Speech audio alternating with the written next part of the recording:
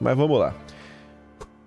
Gente, isso daqui, eu acho que essa notícia aqui tem a ver com o que Paulo Figueiredo estava comentando nos últimos dias. Ele falou, tem uma novidade aí que tá vindo, né? Vai ficar pra semana que vem. Até porque ele falou que... Ele falou, não vou contar, porque vai sair na Fox News e também vai sair no Globo. E realmente saiu no Globo, né? Coluna aqui da Malu Gaspar, saiu ontem. E a nota ainda fala sobre as pessoas, né, que moram nos Estados Unidos e que teriam participado do processo. Muita gente está focada aqui na parte olhando como se fosse uma questão meio que pessoal. É um projeto de lei contra o ministro. Eu tô olhando sobre outro aspecto e eu vou falar com vocês, que eu acho que ainda é mais interessante. Republicanos nos Estados Unidos apresentam um projeto de lei que mira o ministro e cooperação com o Brasil. Esquece o ministro. Foca na segunda coisa. Cooperação com o Brasil. E é o que? Quem você está o quê? Você está achando bom um projeto que pode romper laços diplomáticos do Brasil? Não pode nos prejudicar economicamente? Não tem nada a ver com isso. Você já vai entender. Em uma nova ofensiva de congressistas dos Estados Unidos contra o ministro, discordo desse início aqui, eu não acho que é só sobre isso. Um grupo de deputados do país apresentou nesta terça um projeto de lei que, caso aprovado, pode restringir a cooperação financeira e judicial entre órgãos americanos e instituições do Brasil e barrar o financiamento a entidades voltadas para combater a desinformação que venham a assessorar a justiça eleitoral brasileira. Eita! Na hora que eu li isso daqui, eu pensei em dois grupos.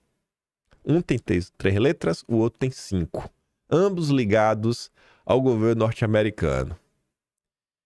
Já veio uma coisa na sua cabeça? Vamos lá, eu já pensei nisso só de ler. Mas vamos ver até onde vai a matéria. Antes de eu falar qualquer coisa extra. O projeto foi liderado por um parlamentar do Partido Republicano, né, do Trump, parceiro de Bolsonaro, tá bom? Chris Smith, líder do Subcomitê de Direitos Humanos Globais no Comitê de Relações Exteriores da Câmara. O texto é assinado pelos correligionários Jim Jordan, de Ohio, presidente do Comitê Judiciário, equivalente à CCJ no Brasil, e Maria Elvira Salazar. O Jim Jordan, ele apareceu, se não me engano, ali em abril, na questão do Twitter Files, acabou revelando muita coisa na época. O texto proíbe que os Estados Unidos acatem a solicitação de entidades estrangeiras por cooperação em medidas judiciais, caso o procurador-geral, que é equivalente ao ministro da Justiça no Brasil, constate que o pedido causará, facilitará ou promoverá a censura ao direito à liberdade de expressão previsto na primeira emenda da Constituição Americana. Inclusive, solicitações que mirem plataformas digitais sediadas no país, como é o caso do Twitter. Nesse trecho, os deputados miram diretamente eventuais cooperações entre Brasil e Estados Unidos, em decisões que envolvam a suspensão de perfis em redes sociais ou de plataformas inteiras, bem como a restrição à liberdade de cidadãos brasileiros em solo americano, com base em investigações que apuram supostos crimes digitais, a exemplo dos inquéritos das fake news e das milícias digitais. O pano de fundo da nova frente de batalha é a suspensão do Twitter.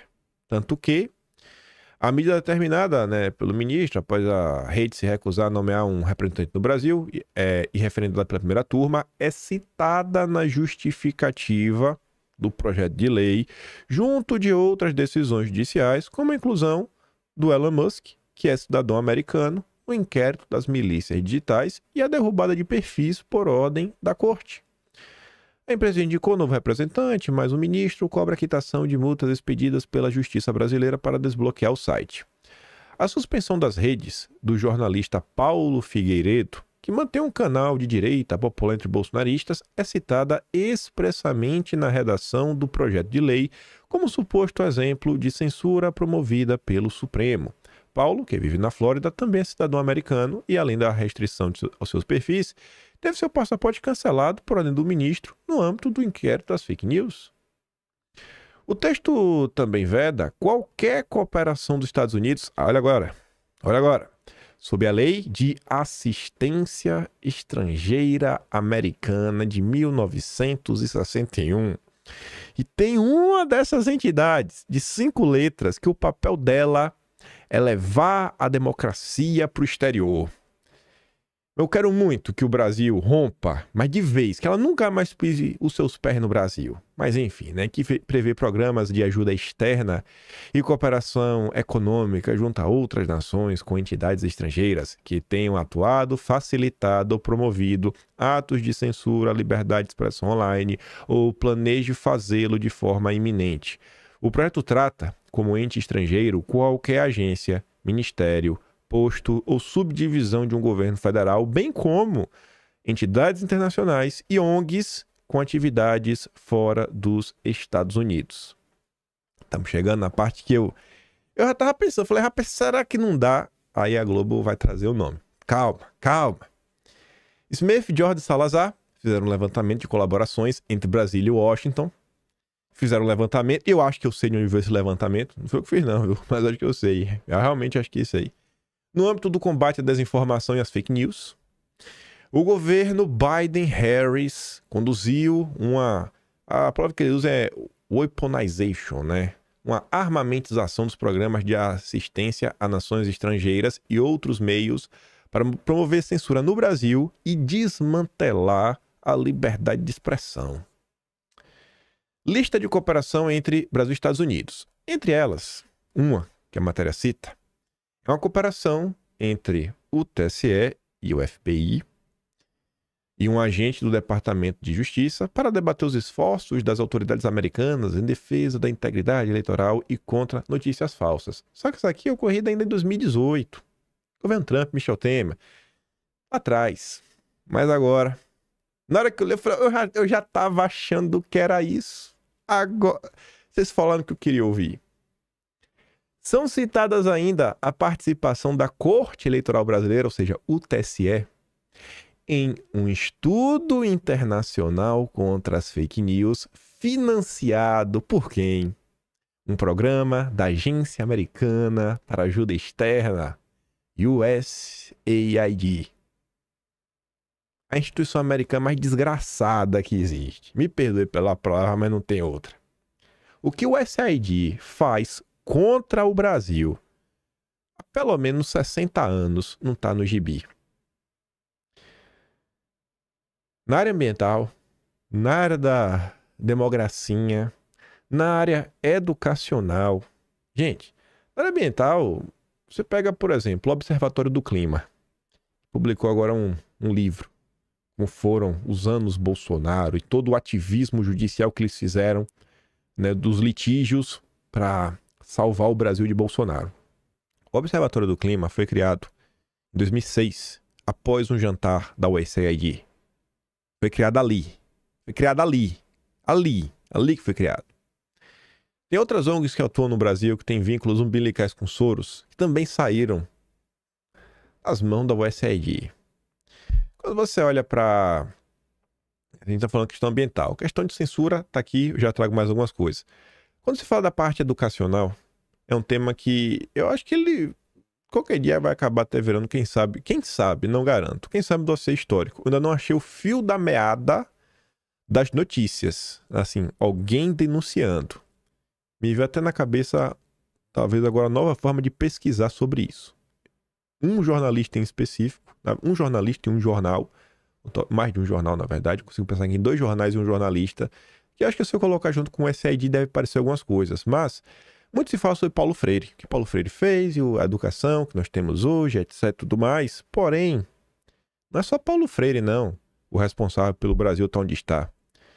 Nos anos 60, acho que em 68, na verdade, foi firmado um acordo chamado Acordo MEC-USAID.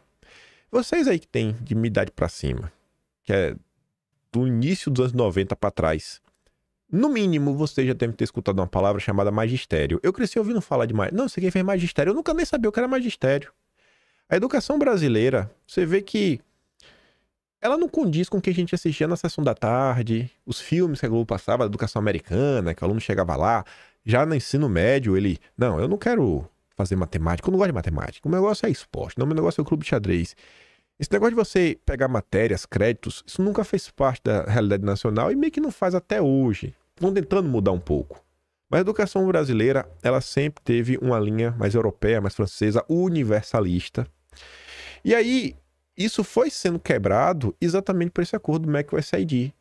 Então, você junta todo esse processo do socioconstrutivismo de Paulo Freire de um lado, que acaba por emborrecer o povo, né, já na primeira infância, com a criação de uma mega confusão que você não vai nem para um lado nem para o outro, você nem fica no 100% do universalismo, nem 100% do padrão americano, e você começa a ter, as faculdades começaram a mudar, a questão das cadeiras e tudo mais, você começar a misturar as turmas, enfim. Tem algumas explicações para isso, obviamente muito mais densas, mas só tô aqui te colocando para você saber que isso existe. Eu tenho certeza que você já deve ter escutado essa palavra em algum momento, por magistério, e acho que naquela época o povo tinha até uma educação melhor do que tem hoje. Então, essa turma, eles também são responsáveis pela destruição da educação no Brasil. Eles estão sempre atuando, mas sim, todo santo dia essa turma está aprontando alguma coisa. As reuniões durante o governo Lula, da USAID, com o representante de ONGs, com a turminha da Marina Silva. Não, pelo amor de Deus. Pelo amor de Deus. É só maluquice.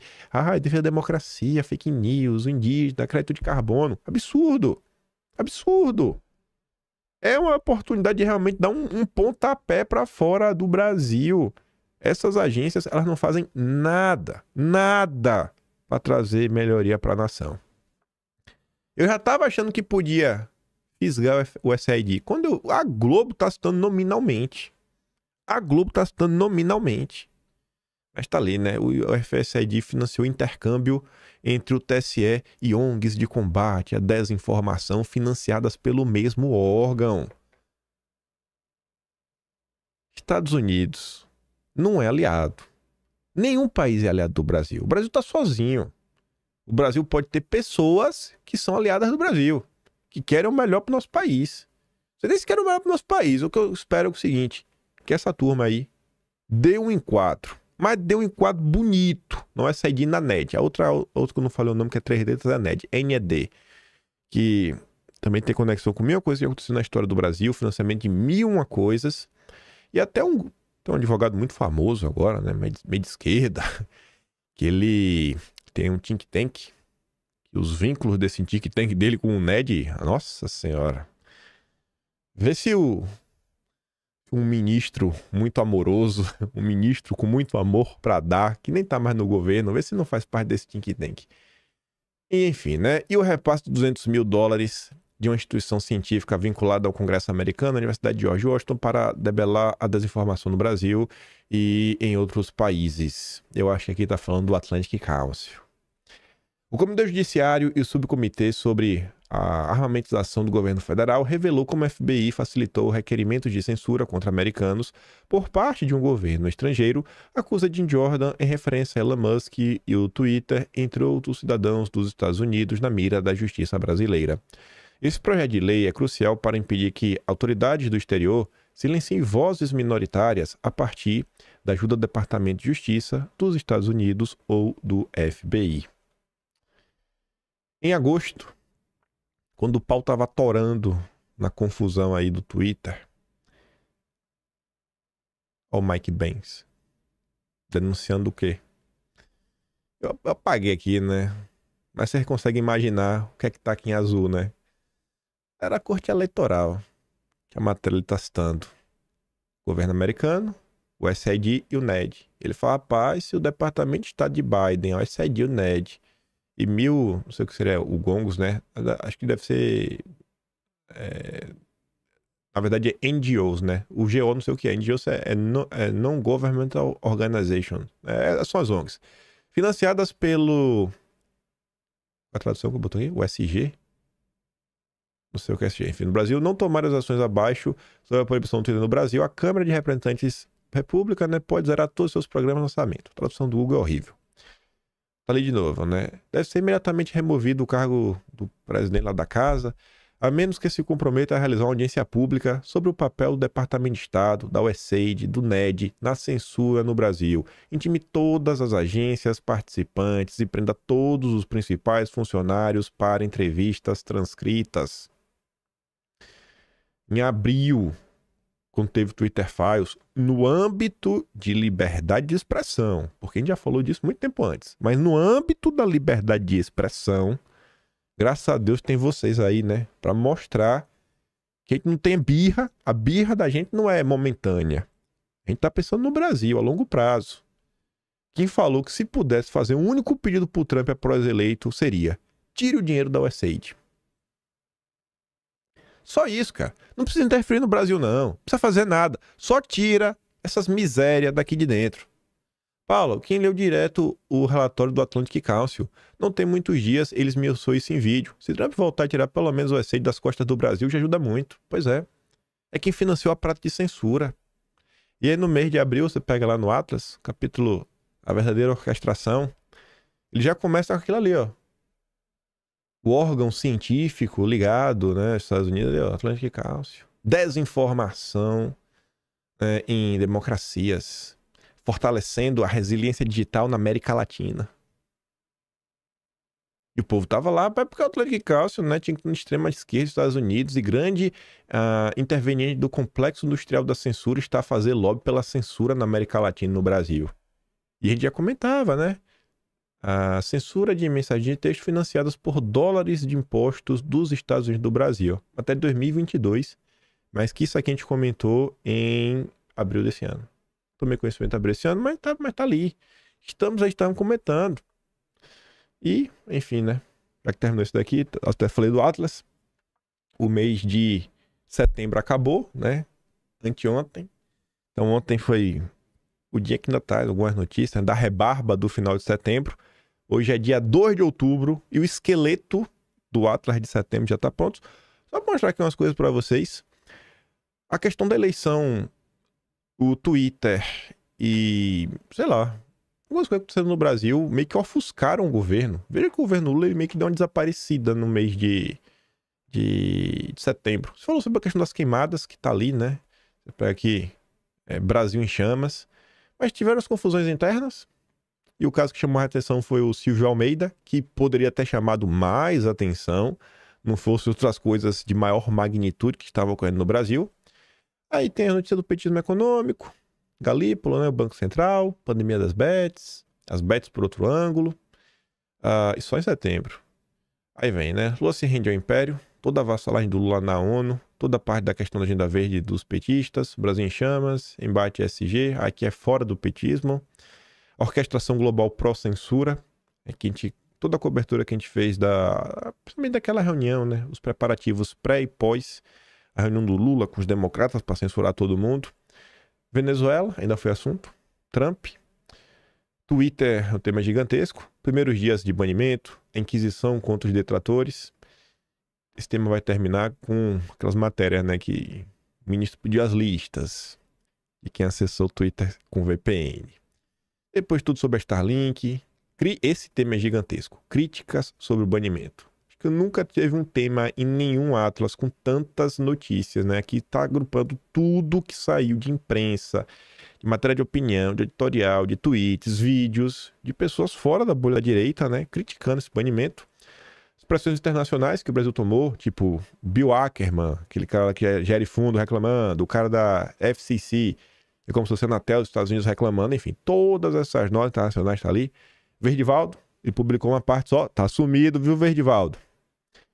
Julgamento Supremo, toda a parte do julgamento, tanto do banimento, primeira turma, depois as primeiras movimentações do Cássio. A brecha foi aquele período ali de um dia e quebrado. Preparação para a volta. E termina com algumas reflexões para a direita.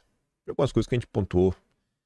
Aí tem o 7 de setembro, climante dia 7, calando a boca dos catinguentos. Consegue imaginar o que é esse tema? É a turma que tava falando que o Bolsonaro é um frouxo, safado, covarde, vagabundo, pilantra, não tem coragem pra nada, né? Falaram. Ela teve aquela matéria que foi publicada na manhã do dia 7, Bolsonaro vai no hospital. E que na própria matéria falava que, cara, ele só vai lá ver a garganta, mas presença confirmada. E o povo tava, vai fugir, já inventou uma dor de barriga. E aí Bolsonaro foi lá pra Paulista, falou tudo que o povo queria ouvir. A mentira do farsante é o cara que chegou atrasado e não deixaram subir no trio. E o 7 de setembro do Lula, né? Depois tem a lei da democracia do Piniquim. Disputa pela Câmara, para dar anistia, tem muita coisa. O acordão é para mostrar aquela fake news vagabunda do Deltan Dallagnol. Os cobrões da Índia, regra da língua venenosa. preciso ter um plano, né? Tem que ter um... A gente debateu algum plano naquele momento. Tudo que rolou no judiciário. E depois, direita, esquerda, eleições. Tá ali. Os últimos temas. Graças a Deus, foi o que menos teve no mês passado, né? Conseguimos sobreviver às eleições sem ser muito cancelados. Voltando pra cá, Elon Musk. Ontem o pessoal tava falando, arregou? É um frouxo? Elon Musk é um frouxo. Cara, deixa eu ver se eu consigo achar uma coisa fácil aqui pra vocês. Deixa eu ver se eu consigo. Pra vocês verem. Quando eu digo assim uma coisa que não é invenção da minha cabeça. Deixa eu ver se eu consigo achar.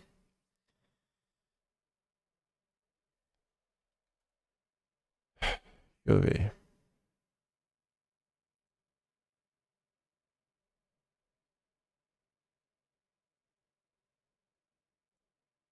Achei. Rapaz. Pra vocês entenderem, bicho.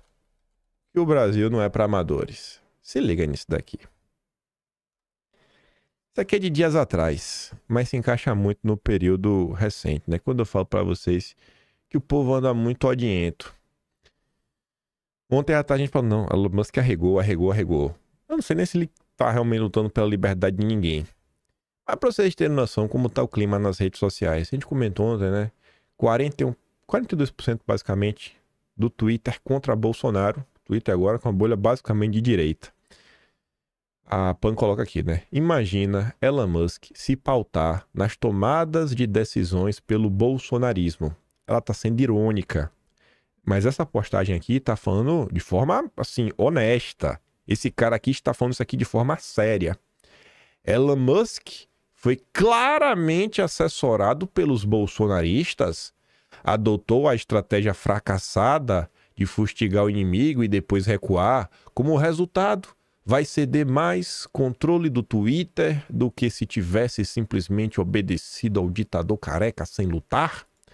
Depois de xingar e ameaçar o Xerxes, o bilionário cumpre as ordens ilegais para seu site voltar a funcionar no país como um cão arrependido. Isso equivale à cartinha de Bolsonaro com pedidos de desculpa. Pode conseguir todo o dinheiro do mundo, mas a dignidade perdeu. A culpa é de Bolsonaro, irmão. A culpa... Elon Musk, o problema é que ele se aconselhou com Bolsonaro. É como tá as coisas. As injustiças que ocorrem todos os dias. Para que às vezes me deixa triste é assim. Não tem uma alma. Assim, quando tiveram alguns eventos, algumas tretas nos últimos dias, que 1.001 pessoas aparecem para defender lado A e lado B. Que, não sei, lado A e lado B. 1.001 pessoas. Influenciador, deputado, grava vídeo, né? Vai pra cima, não se dobra. Mas os ataques que Bolsonaro recebe diariamente, mas diariamente, ninguém dá um ai. Um ai. Algumas pessoas que estão falando grosso, que faz, que acontece e tudo mais, às vezes as falas dessas pessoas, o tweet dessas pessoas estão servindo para esses críticos, né, super honestos, que a culpa do Twitter, do Elon Musk carrega a culpa de Bolsonaro. Enfim, a crítica dessa galera, que esse pessoal tá falando para diversas coisas, estão sendo utilizadas por essas pessoas. E eu acho que devemos questionar, cara, olha a forma como vocês estão falando de alguns assuntos está servindo para essa militância muito amorosa destruir Bolsonaro, escorraçar Bolsonaro. Então, não precisa mudar o conteúdo, mas pense na forma como vocês falam. Eu sei que vocês não querem defender Bolsonaro, os deputados nunca fazem isso. Mas, ó, tô de olho, viu? Tem muita coisa que eu tô guardando. Porque eu acho que vai chegar a hora da Vaza Jato. A Vaza Jato vai chegar essa hora. Lembra do Moro? Tem a Vaza Jato? Ali foi o maior surto de cegueira da história da direita. Vai chegar a hora da demissão do Moro. Adaptado para o momento atual. Mas enfim. Twitter informa ao Supremo que pagará todas as multas. Tudo. E o ministro já determinou o desbloqueio das contas bancárias, não do Twitter. Tá ali. O Twitter vai pagar todos os 28,6 milhões em multas e atender a todas as exigências feitas pelo ministro. Eu até pergunto, né? Valeu a pena ter entrado nessa briga? Só perdeu. Do início até o fim. Diante da informação da empresa ao Supremo, o ministro determinou ao Banco Central e à CVM o imediato desbloqueio das contas bancárias e ativos financeiros da empresa. Há 2 semanas, o ministro já havia determinado a transferência de 18,3 milhões do Twitter e da Starlink para os cofres da União. O valor é referente a multas não pagas pela companhia. Em pedido ao Supremo, a plataforma informa que irá pagar todo esse valor, sem a necessidade da Starlink participar da operação. Ainda há 10 milhões cobrados na decisão do ministro, referentes à manobra utilizada pela rede social há 2 semanas para voltar ao ar driblando o bloqueio da Anatel. O ministro já havia estabelecido que seriam cobrados 5 milhões por cada dia de duração do atalho feito. E o Twitter também se comprometeu a pagar uma multa de R$300 mil aplicada à representante comercial do Twitter no Brasil, a Raquel Villanova Conceição. Trocou lá até perguntar, cara, qual o plano? Gente, a gente precisa pensar, sabe, pé no chão, tentar trazer algumas coisas mais concretas. Cheguei a fazer até um vídeo falando, ó, talvez esteja diante de uma revolução colorida, e eu não descarto essa opção não, porque não é uma coisa do dia pra noite, que tem início, meio e fim bem, não, é toda uma construção. O clima no Brasil, sei lá, tudo que tá acontecendo tá piorando muito. Só quem perdeu foi a direita. Só quem perdeu com o banimento do Twitter foi a direita. Só a direita, mais ninguém. Mais ninguém. Mas Elon Musk estava onde? Estava como chefe de cerimônias, né? Do evento do Cidadão Global da Atlantic Council, premiando a Meloni. E o pessoal estava cego também, né, pro evento. A mesma Atlantic Council que os deputados do Partido Republicano querem cortar as asinhas, porque financia a censura no Brasil. Vindo aqui pro final, pra gente próximo tema. A gente comentou ontem sobre a entrevista do ministro Luiz Roberto Barroso, falando que é recivilizar o Brasil. E o Estadão fez um bom editorial, viu? Sendo muito honesto, bom editorial aí sobre o ministro. Fiquei curioso aí no horário 13h42, normalmente sai às 3 da manhã, e eu vi que realmente ontem atrasou. Um estranho conceito de civilização. A defesa da supremacia da Constituição parece incumbência menor para o egrégio Supremo Tribunal Federal. O destino da corte seria recivilizar o Brasil, nada menos que isso. Assim entende o seu ministro-presidente, o Luiz Roberto Barroso, que em entrevista ao jornal Valor afirmou que a total recivilização do país é o legado institucional que pretende deixar ou transmitir o cargo a seu provável sucessor, o ministro Edson Fachin. Em primeiro lugar, é incontornável observar que só precisa ser recivilizada por óbvio uma horda de bárbaros, o que nem de longe retrata a nação brasileira. É porque é pesado, né? A gente vai recivilizar. Aí, parece que a gente não é civilizado. Só esse pequeno lapso, digamos assim, basta para expor o grau de alinhamento da realidade e afetação intelectual, quando não autoritária, que tem comprometido a legitimidade de não poucas decisões dos ministros do Supremo nos últimos anos. Dito isto, não é de hoje que Barroso tem essa compreensão grandiloquente de que seria a missão precípua da corte. Em 2017, o ministro afirmou durante uma aula magna que, a serviço da causa da humanidade, seria palpável do Supremo empurrar a história, que em sua visão, ora anda rápido, ora anda devagar. Um ano depois, com o mesmo espírito messiânico, o senhor Barroso ainda escreveria o célebre artigo no qual defendeu o papel iluminista do Supremo. Aí o Estadão entra na brincadeira e começa. Vistas em retrospectos, ambas as manifestações do hoje presidente do Supremo são como premonições da miríade de abusos e extrapolações das prerrogativas que seriam cometidos por ministros da corte nos últimos anos a pretexto da tal recivilização do país. É o caso de perguntar, se é a missão do Supremo civilizar a sociedade, qual será afinal o padrão civilizatório que vai iluminar o caminho da nação desde Brasília até o seu inexorável encontro com a bem-aventurança? Como é que vai ser? É de civilização que estamos tratando? Quando o ministro Dias Toffoli faz pouco caso do bom direito e da inteligência alheia ao apagar os fatos sozinho, em sua auto-atribuída missão de reescrever a história da Lava Jato? E pior, usando como base desse misto de revisionismo e penitência perante Lula um conjunto de provas absolutamente legais, obtidas por meio de ação insidiosa de um hacker. Será esse o diapasão iluminista do Supremo? Sinalizar à sociedade que corromper e ser corrompido ao preço de poucos anos de dissabores e ostracismo compensa neste país?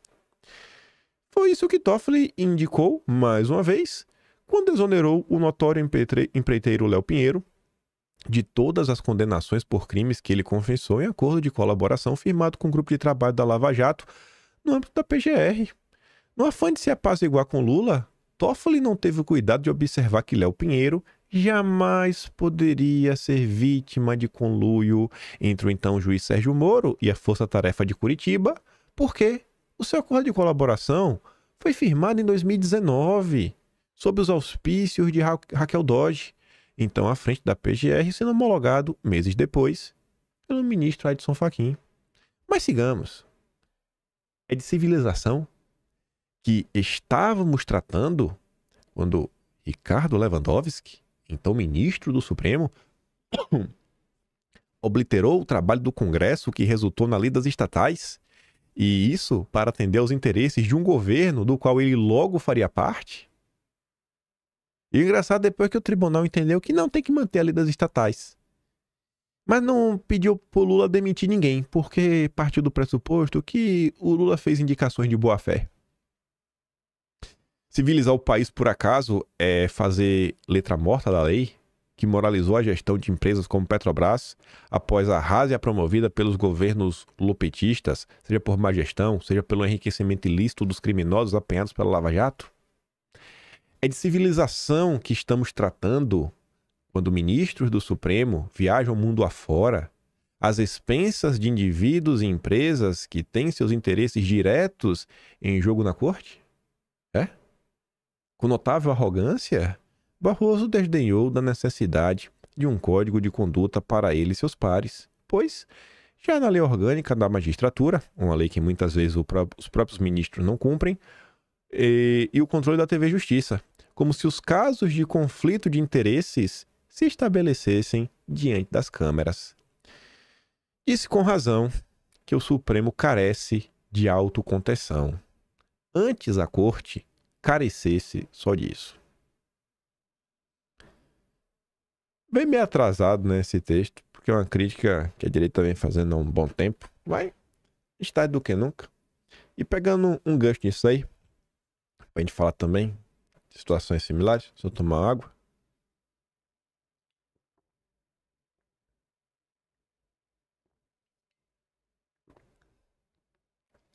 Se liga aqui. Colega do ministro, ministra Carmen Lúcia, participou do Roda Viva e ela disse que bets se aproveitam de otários para lucrar. Pronto. Vê que o Brasil tá repleto de gente incivilizada. A outra acha que o povo brasileiro é otário. Ai, Jesus, é dureza. O presidente do TSE disse que casas de apostas se aproveitam dos mais vulneráveis. Mas não respondeu se há inconstitucionalidade. Por que será, né? Porque vai ter aí discussão pública. A turma tá se movendo. Mas enfim, olha o posicionamento da ministra e olha esse posicionamento do Leandro Narlock. Com certeza, no âmbito da liberdade de expressão, vai ter muita coisa que eu vou concordar com o Leandro Narlock. Mas, cara, no final do dia, é o que eu digo assim. Por isso que eu falo tanto de Bolsonaro e eu falo, eu não consigo ver nascer uma direita, pelo menos a direita que eu gostaria de ver no Brasil, sem passar por Bolsonaro. Porque no final do dia, Bolsonaro não é um liberal. Não é, tentaram, colocou ali, mas cara, não é, no final do dia não é. Teve muita coisa que, graças a Deus, não avançou por conta de Bolsonaro, mas que os liberais que estavam no governo tentaram a todo custo. Olha esse postulando na Narlock. Sou a favor da legalização total de bets e cobrança de 80% de imposto sobre elas. Na verdade, toda a arrecadação de impostos deveria vir de bets e palestra de coaches. Isso nunca vai acontecer, né? Lacrou. Assim, só os idiotas pagariam impostos. Quem não quisesse pagar imposto, bastaria não ser idiota. Essa questão da Bet, gente, ela não é apenas uma questão de idiotice. A gente tem que entender um pouquinho a complexidade do Brasil, a realidade de vida de muita gente. Vocês não sabem o que é conversar com uma pessoa que ela vê um pedaço de madeira, ela chama de tauba. Ó, a tauba. Ela fala, não é tábua, não é tauba. Ela fala assim. Ela aprendeu errado. Não sabe fazer conta. Eu conheci pessoas que, assim, a gente deu risada da história. A avó do amigo meu falando, ó, levamos fulano na praia. Chegou lá e falou, eita lagoa grande da porra. O cara nunca tinha visto o mar. Essa é a realidade da Bahia, pô. Aí fica todo mundo aí achando, na logo joga bagulho no carpete, pele de bebê toda bonitinha, cabelo liso, olhos azuis. Ele acha que o Brasil é igual a ele. E no final do dia, os tais idiotas é quem acorda cedo, é quem trabalha, é quem dá boa vida do lado na loja, é quem dirige o iFood dele, quem dirige o Uber dele, sabe? Essa galera. Sim, a gente tem que ter um pouquinho de compaixão pelo ser humano para começar a entender. Não é tratando como otário, não é tratando como idiota, não é tratando como incivilizado. Essa questão é muito pesada. Fora a capacidade do brasileiro de ser influenciado. Ainda mais, a gente sabe que o Brasil vive uma situação caótica na educação. A gente sabe de como a mídia no Brasil tem um papel gigantesco. Olha a quantidade de pessoas que ainda estão dormindo para a política. Dormindo para coisas que deveriam ser óbvias, como a própria questão do PT, do Lula. A gente vai deixar o Brasil quebrar, porque não. O Estado não tem que se interferir nisso, a seleção natural. Isso é o pensamento do liberal. O liberal pensa igualzinho ao povo do judiciário. Engraçado isso, né? É o pensamento iluminista. É o pensamento iluminista. Mas vamos lá. Esse negócio de Bet tá me incomodando muito. E eu vou ficar falando dele até encher o saco. Que já tá enchendo, eu vou continuar, tô nem aí. O Estadão fez uma matéria bem interessante. O Congresso tem bancada das bets e parlamentares já agem para legalizar cassinos e bingos. Não é suficiente a bet, vamos botar cassino e bingo, pronto. Nos últimos anos, as empresas de apostas e entidades do setor de jogos de azar se organizaram para garantir seus interesses no Congresso.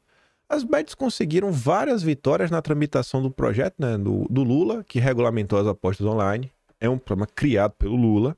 Agora, o lobby dos jogos quer votar no Senado a legalização de bingos, cassinos e jogo do bicho.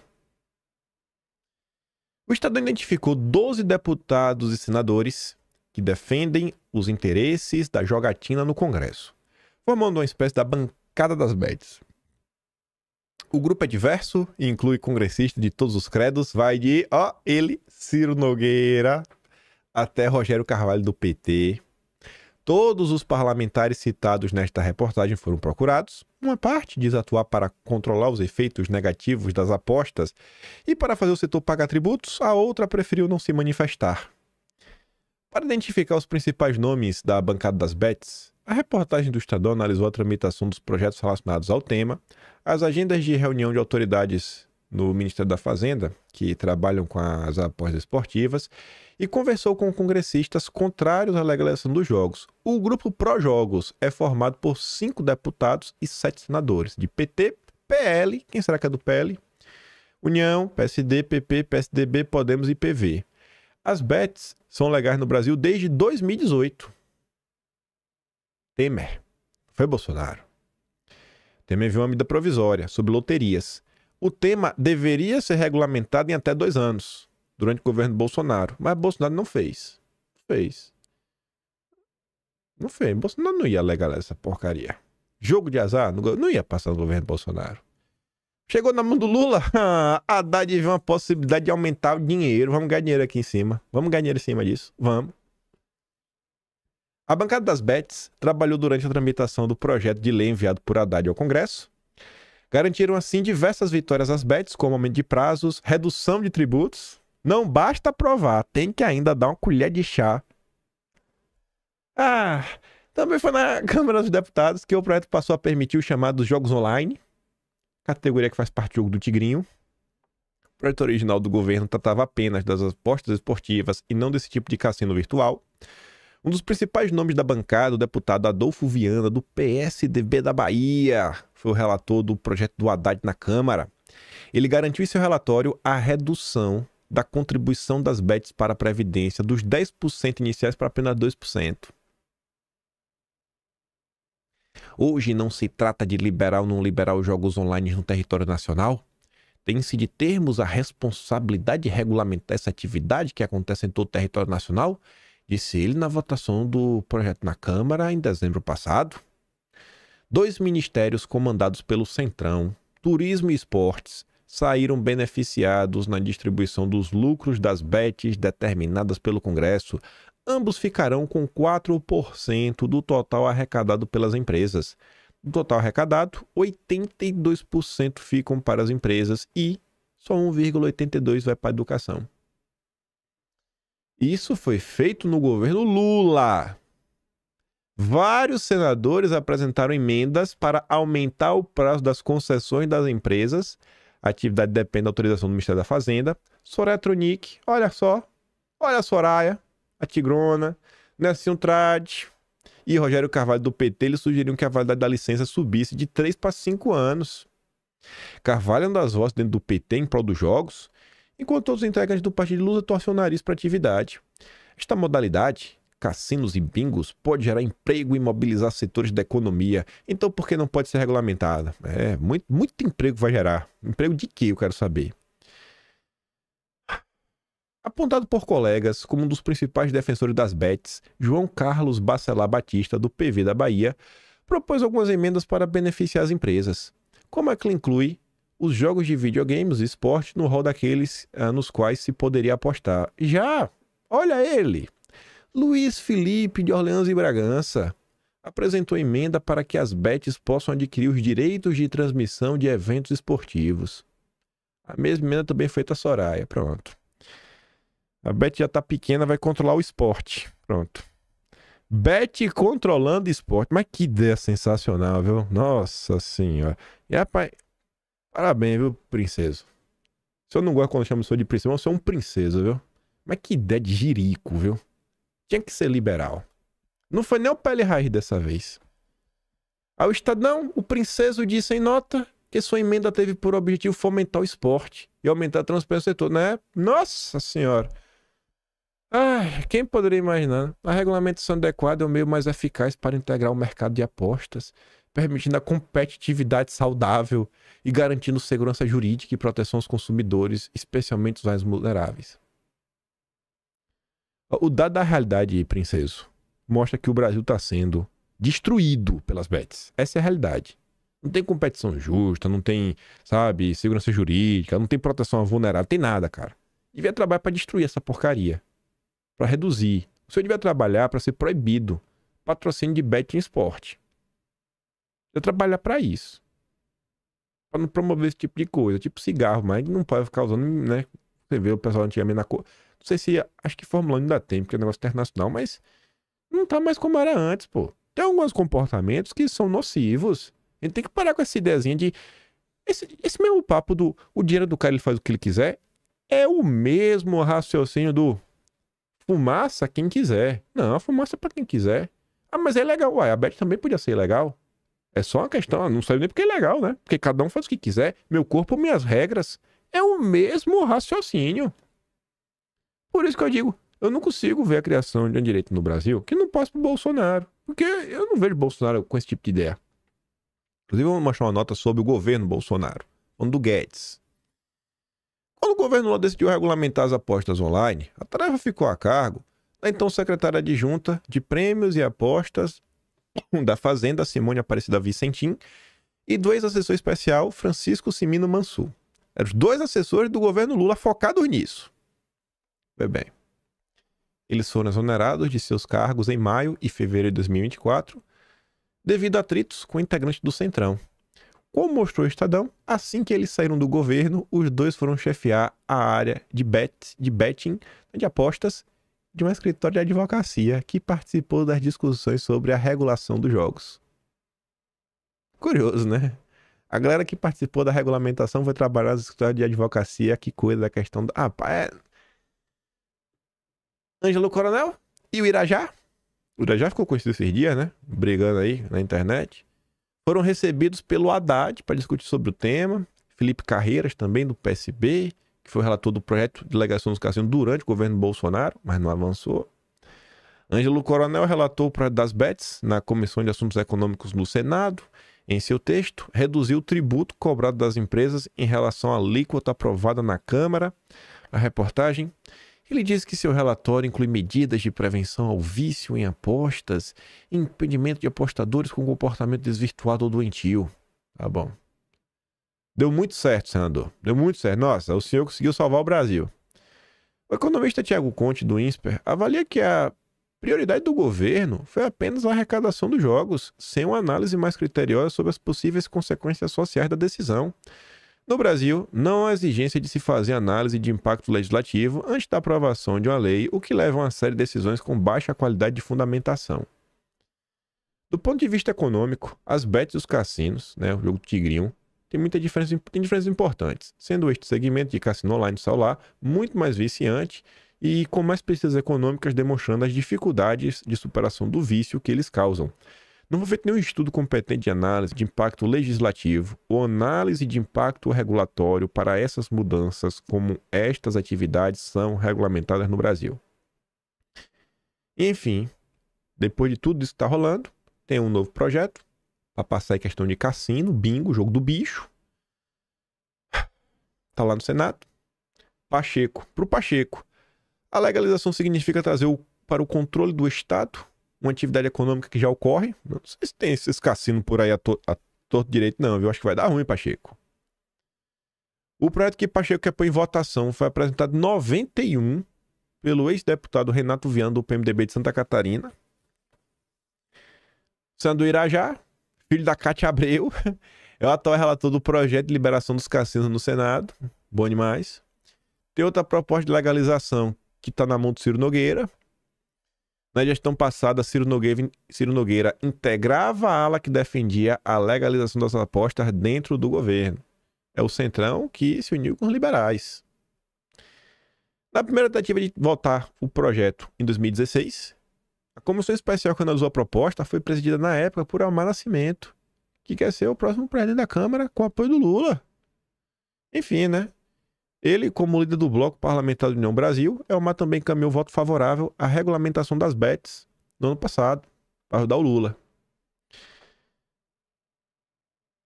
Deixa eu pular aqui, Tá, bota isso aqui e depois eu boto. A jogatina mostrou seu rosto e o governo quer arrecadar com as apostas, É o Hélio Gaspari comentando, que é o que o pessoal falou. O governo Lula não se preocupou com nada, com os impactos sociais, econômicos, nada.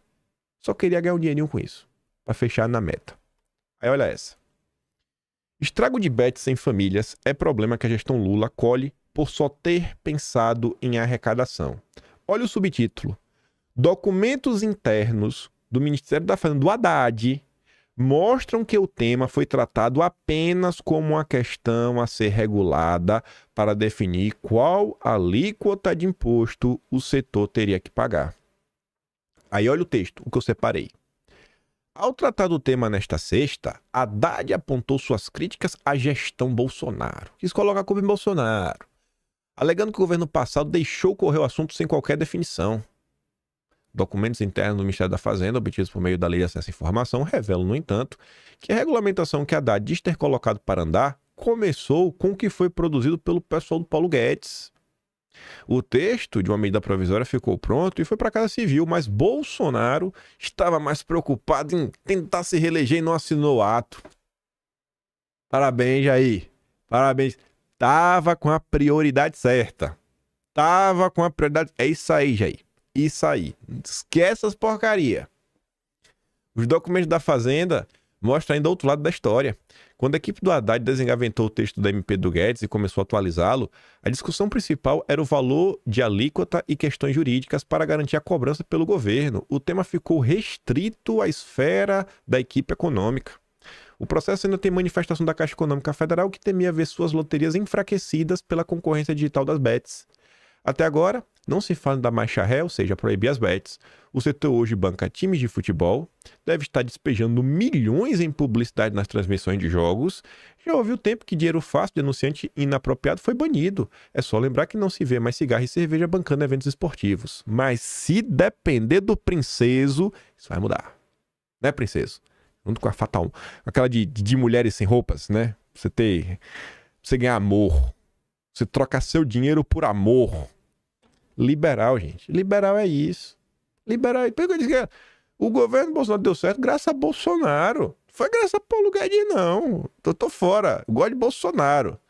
Guedes teve seus acertos, mas também tem os seus pontos que eu discordo. O tempo foi passando, eu fui, sei lá, acho que eu fui amadurecendo. Talvez eu tenha ficado mais errado.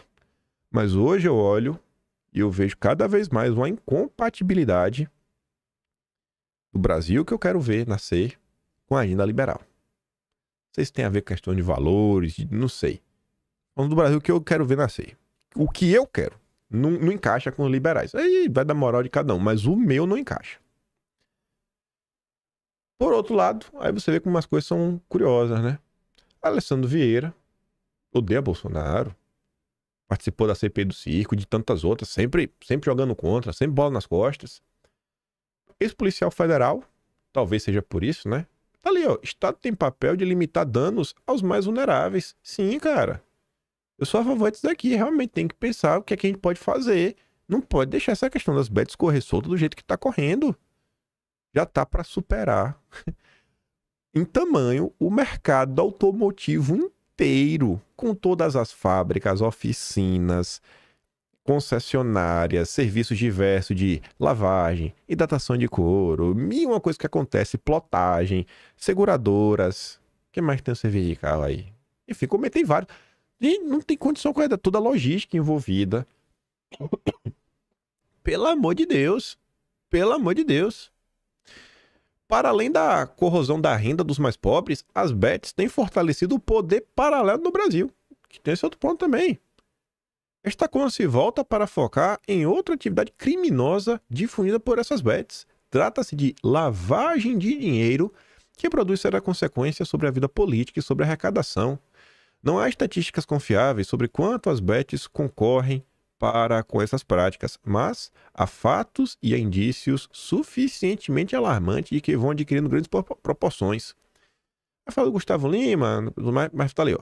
Também se multiplicam informações de que organizações criminosas como o Comando Vermelho e o PCC vêm usando as bets para lavar dinheiro e financiar suas atividades. Essas atividades a gente já sabe quais são.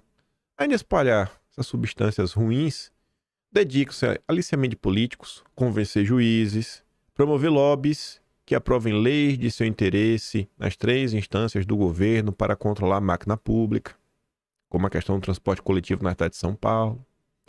Essas bets não atuam apenas para correr o poder aquisitivo da população vulnerável e empurrá-la para uma vida mais miserável. Concorre para o fortalecimento do poder paralelo que, além de quebrar o monopólio da força prerrogativa do Estado, trabalham para minar a capacidade de governança.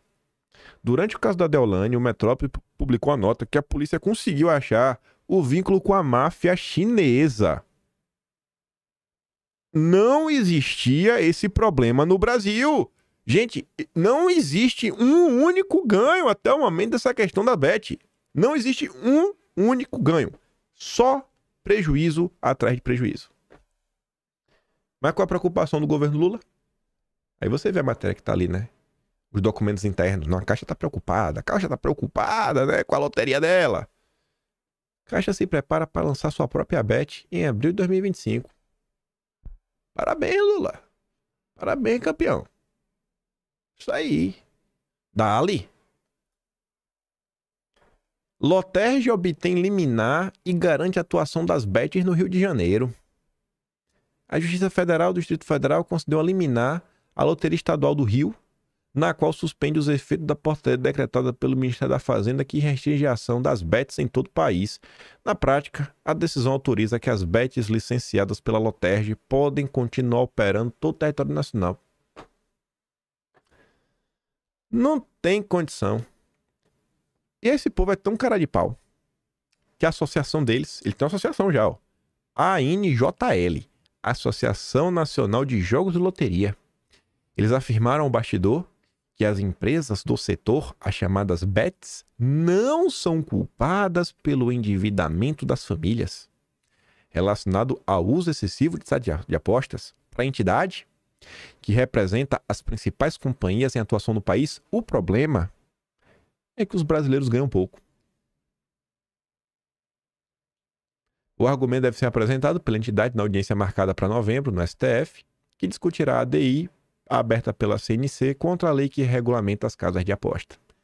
Ainda tem que aturar uma coisa dessa. É te fazer de idiota, te fazer de palhaço. E tu vendo tudo que tá acontecendo. Aqui não é pra te fazer de palhaço não, mas...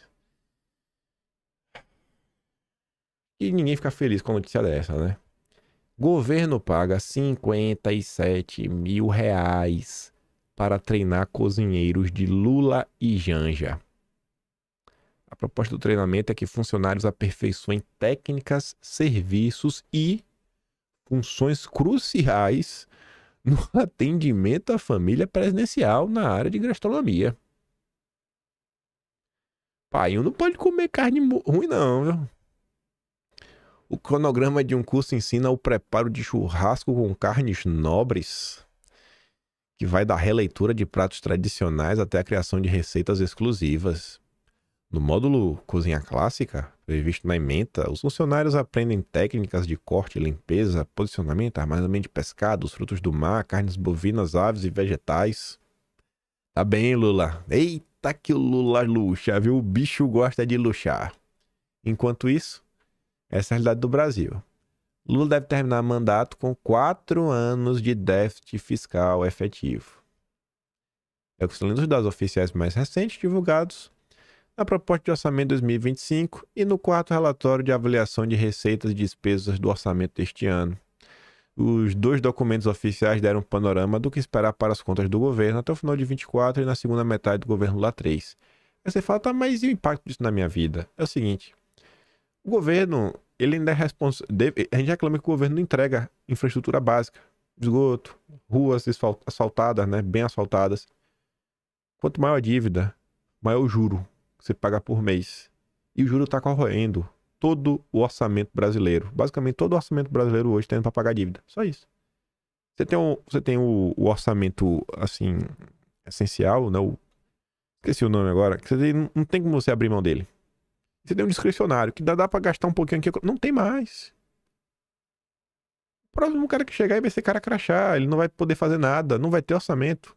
Não vai ter. Já tá todo empenhado para pagar a dívida que o Lula deixou pro Brasil. Aí você vê o Stuberger, que fez campanha pro Lula. Ele manda um alerta aos investidores e aos brasileiros. Agora, fez campanha. Ele garantiu que os investidores estrangeiros iam voltar a investir no Brasil. O gestor reforça na carta sua preocupação com a deterioração das políticas fiscais adotadas pelo governo brasileiro para justificar suas decisões. Ele menciona o uso de subterfúgios e criatividade para atingir metas fiscais. Tá falando mal de Marcinho Pokémon, é? Não fala mal do Pokémon. Não fala mal do Pokémon. Pô, tá de brincadeira? Criatividade econômica? Como a exclusão de despesas inesperadas do cálculo oficial de gastos e uso de fontes não tradicionais de receitas, como valores esquecidos em contas bancárias. Essas práticas tornam as métricas de déficit fiscal primário menos confiáveis e contribuem para a preocupação crescente com a trajetória da dívida pública. Aí tá lá, né? Verde zera posição em ações no Brasil e fala em fundamentos preocupantes para a Bolsa. Mas tá ali também, né? Para Stuberger, enquanto Lula for chefe de Estado e Haddad o chefe de governo, Brasil vai bem. Vai bem, né, cara? Essas pessoas que moldam a opinião do centro democrático. Criatividade na contabilidade pública está voltando com força, diz Marcos Lisboa, que é amigo do Haddad.